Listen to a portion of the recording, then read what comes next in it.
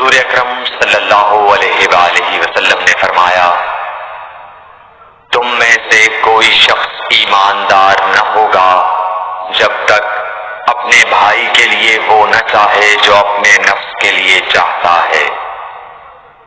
صحیح بخاری حدیث نمبر 13۔ کریم صلی اللہ علیہ وسلم نے فرمایا، قسم ہے اس ذات کی جس کے ہاتھ میں میری جان ہے، تم میں سے کوئی بھی ایماندار نہ ہوگا جب تک میں اس کے والد اور اولاد سے بھی زیادہ اس کا محبوب نہ بن جاؤں۔ صحیح بخاری حدیث نمبر 14۔